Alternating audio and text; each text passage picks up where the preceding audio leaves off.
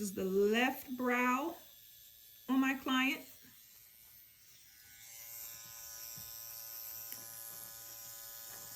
Let's see. So we're going to do our 3-point stretch. And I am outlining the left brow. 1, 2, remember, 1, 2, up, back, 1, 2, up, back, 1, 2, up, back. And take your time. It is not a race, babes.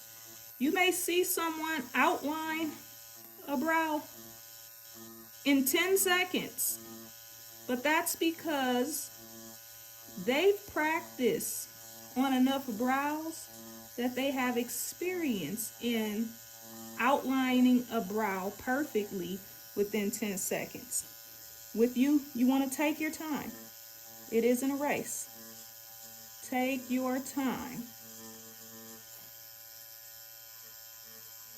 Up, back, up, back, up, back, up, back, up, back, up, back, up, back, up, back, up, back. When you get to the front of the brow, you want to ease up on your pressure, because this is where that ombre effect is going to come in. You want to ease up on your pressure, okay? Now, I don't like the way that this tail is. I want a sharper tail, but for training purposes, I guess I will outline the tail the way that it's set up on this practice skin, so.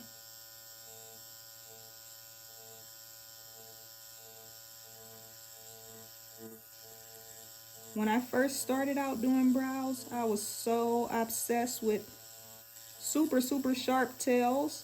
But as I got my footing in micro shading, I established my own unique way of doing ombre brows. And that super defined heavy look is not the look that I go for. So you're just gonna have to decide with plenty of practice what style fits you and your clients most. What will you be known for? Get some more ink. Remember, I'm just dipping the needle tip, not the cartridge, which prevents that spillage. 3-point stretching. I chose a side.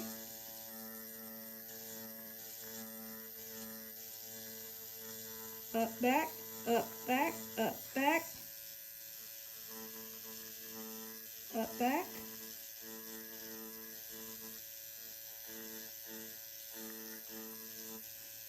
And at this point in the game, Miss Girls, you know we do not pre-numb. That is not what I teach. I learned pre-numb, but it is not a method that I enjoy teaching. We numb with secondary anesthetic. So again, I want to start at the tail. I want to wipe to see if my ink stuck. If it did not, I would just repeat that process, but it did, Miss Girls, okay? And because it did, we can get started with the shading.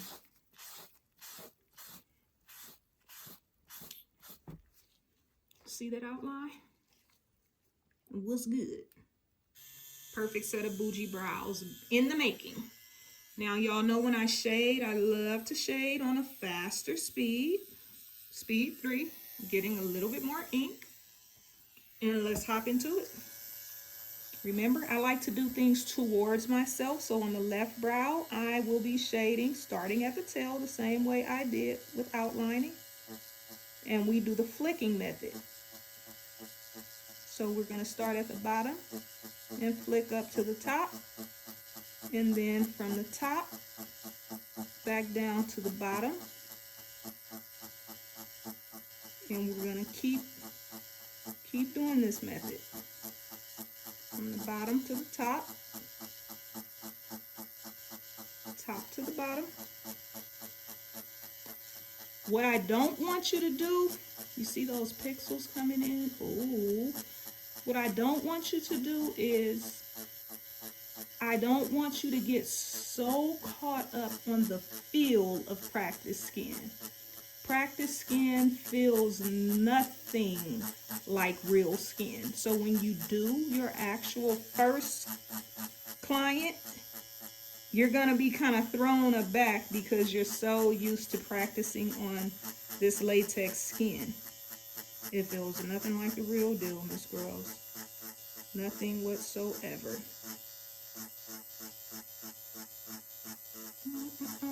Let's get it, let's get it. Get closer to that outline.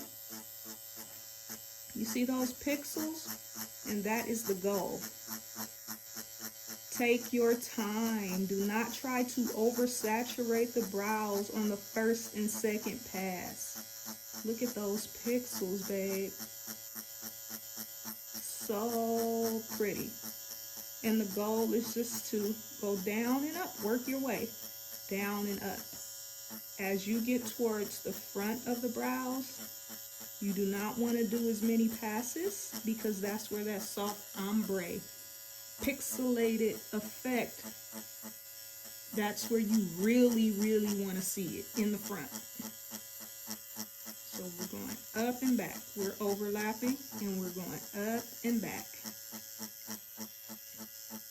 Now, if this was an actual client, I would have did this first pass without any ink to open the skin up and apply that anesthetic onto the skin.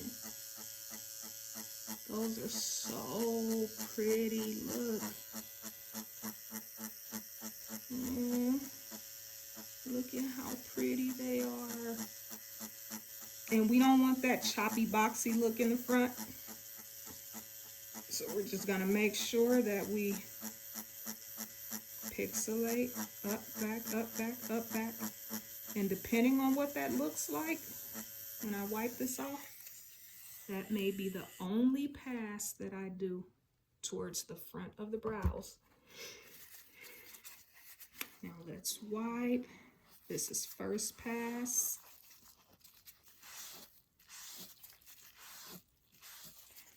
Look at those pixels. Pretty, pretty, pretty. Now we see where we need to go in and kind of fill that area in. All right. So speed 3, second pass. This skin is actually absorbing the ink pretty good. Pretty, pretty good. And we're flicking, we're kicking it out. We're kicking it out. We are kicking it out. I don't teach the pendulum method, which is kind of that up, back. We do the flicking method here. So we're just kicking it out. Holding that pen up at a 90-degree angle. And we are kicking it out. Kicking it out, kicking it out.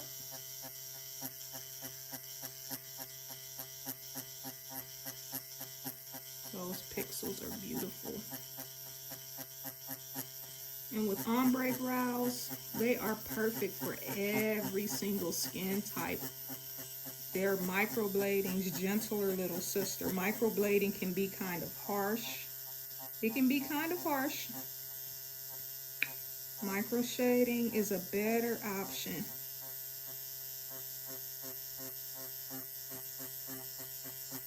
Flick it out. Flick, flick, flick, flick, flick.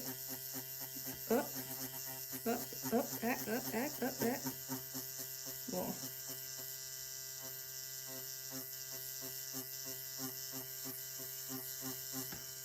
Get in this area here.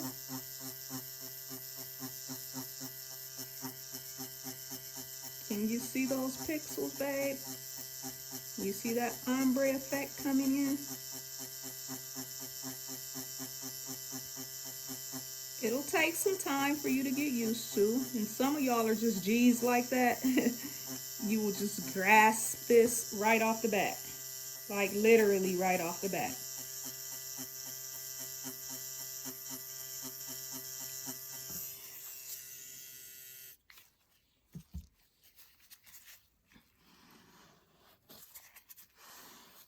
Oh, that is so beautiful. That is so beautiful. And that's only, what? Second pass? What? Second pass and beautiful.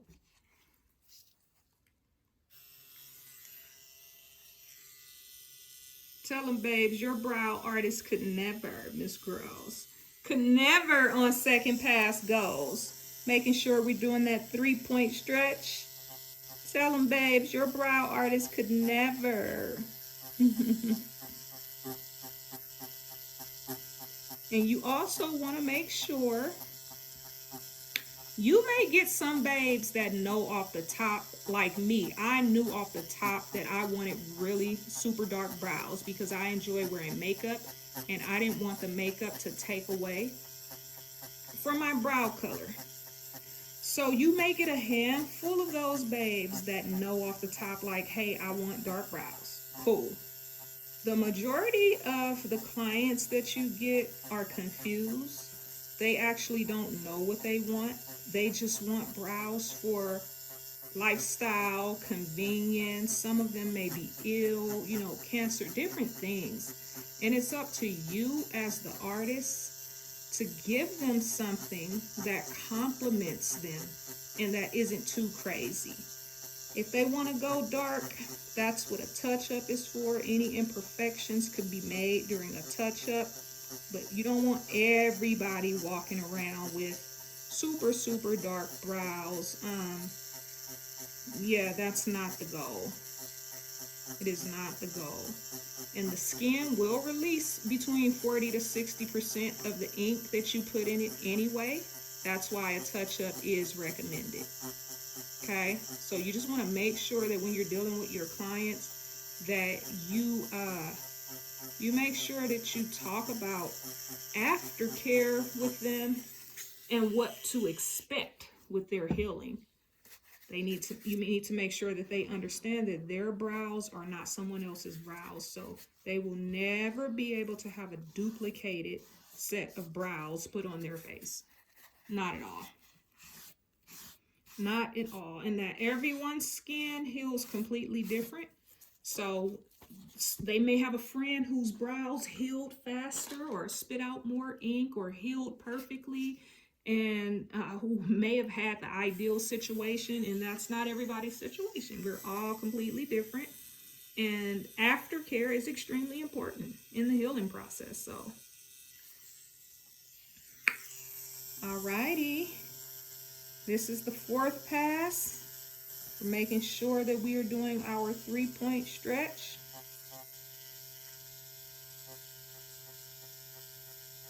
Flicking it out. And make sure you're flicking that pigment color out. Flicking it out.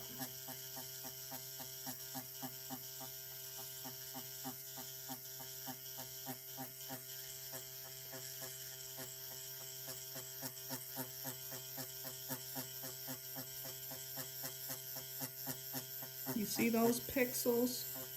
Those pixels are what create that dust.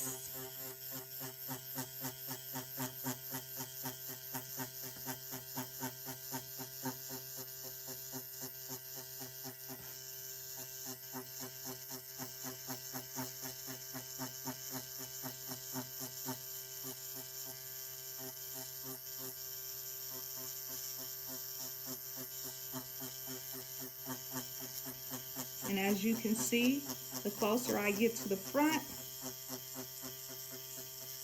the lighter I am with my pressure, the less passes I'm doing towards the very front of the brow. Because with this brow, I'm really focusing on that ombre effect.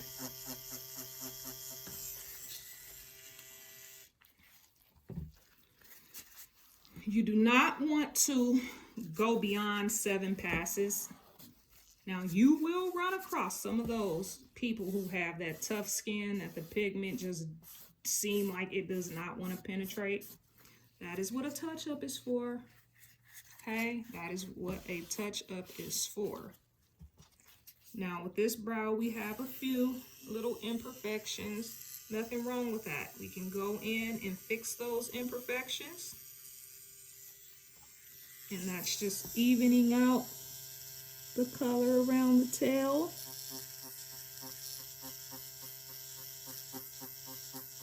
Even this out. We really want that nice gradient effect. That gradient of dark to light.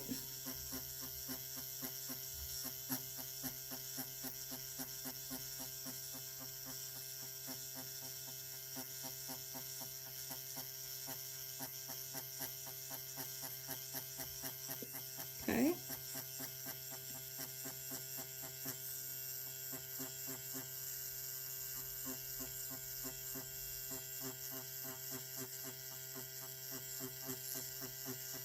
Those pixels are so pretty. Take your time, babes. I know you see me working with speed, and that is because this is something that I have been doing for quite some time. But you are not in a race. Take your time and become comfortable with the pen. When I first started out, the pen was controlling me. The sound of the pen made me want to move my hand at a very fast speed, and that was not good for the brows that I was practicing on paper.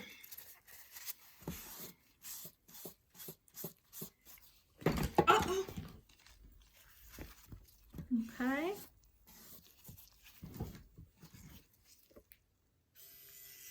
We have a little bit more. A little bit more. So here's the 6th pass.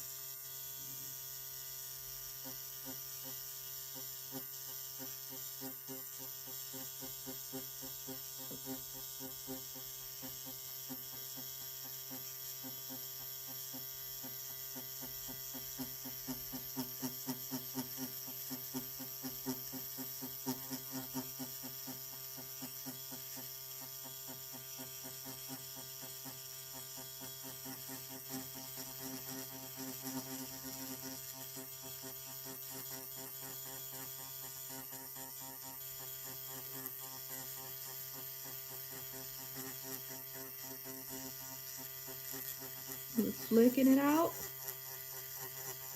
flicking that pigment out.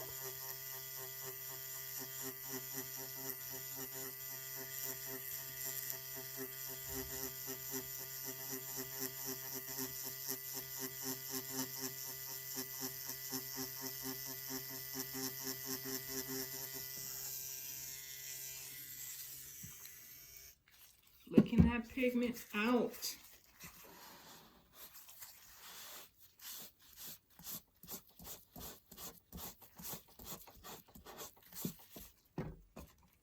Yes, ma'am. Last pass. Last pass, babes.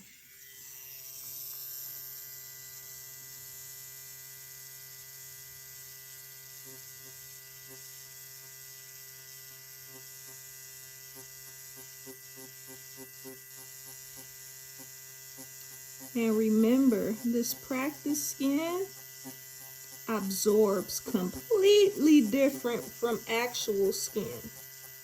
Okay? So this is just to get you comfortable with the pen, comfortable with creating pixels, okay, depositing ink into skin. But it is not going to be the same experience that it would be working on an actual client. Okay?